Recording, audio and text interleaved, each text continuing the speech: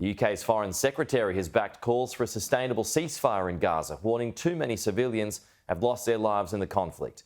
His comments will add to the growing pressure on Israel to suspend its military operations as the death toll passes 18,000. There is a growing sense of urgency that the situation in Gaza cannot continue. The relatives of this family, whose bodies have just been recovered, claim they were sheltering in a school when they were killed.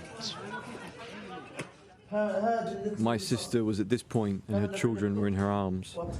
They had all been lying here. Shots had been fired at them and they had Hebrew writing on their foreheads. According to the health authority in Gaza, the death toll is heading towards 20,000. And aid agencies say the humanitarian situation is worsening by the hour. The US has stated Israel is losing global support for its military operation. And there's also been a change in tone from other key allies. Foreign Secretary David Cameron visited the kibbutzim last month and saw the carnage of October the 7th. But he's now added his voice, along with his German counterpart, calling for a sustainable ceasefire. It is becoming clear that the United States is losing patience with Israel because of the rising civilian casualties in Gaza and the vision about what happens when the fighting stops.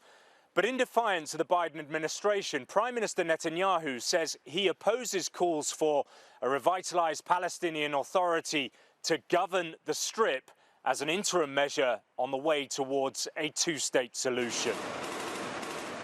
And as the IDF continue pressing further into Gaza, the Israeli leader is also adamant he'll not bow to any international pressure on the timetable for the military operation. We will achieve all of our goals: elimination of Hamas, the release of all of our hostages, and a promise that Gaza will not once again become a center of terror, incitement against the State of Israel, and attacks against the State of Israel. We will continue to fight until the end, for the sake of the fallen and for the assurance of our lives here in the land of Israel. But things are becoming increasingly desperate inside Gaza the longer this conflict goes on. There is a trickle of aid entering the Strip every day.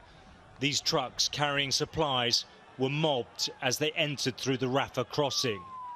But much, much more is needed, with humanitarian organisations saying the population is now at breaking point. Alex Rossi, Sky News.